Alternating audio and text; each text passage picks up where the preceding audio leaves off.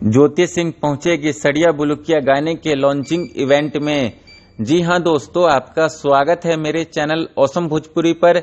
Video को पूरा देखिएगा। वीडियो पसंद आए तो वीडियो को लाइक और चैनल को सब्सक्राइब कीजिएगा।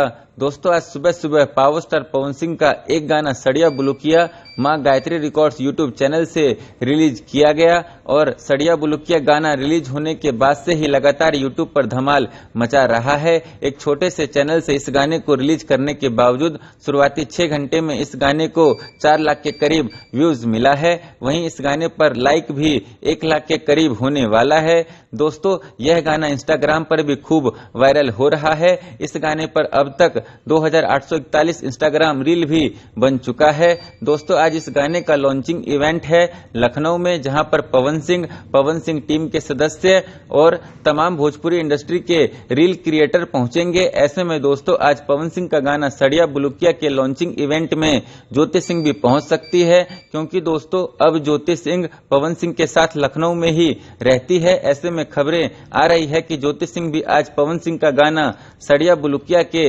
लॉन्चिंग इवेंट में पहुंच सकती है। अगर ज्योति सिंह पहुंचती है पवन सिंह का गाना सड़िया बुलुकिया के लॉन्चिंग इवेंट में, तो यह भोजपुरिया फैंस के लिए खुशी की बात होगी। साथ ही ये पहली बार होगा जब पवन सिंह के किसी गाने के लॉन्चिंग इवेंट में उनकी पत्नी ज्योति सिंह पहुंचेगी।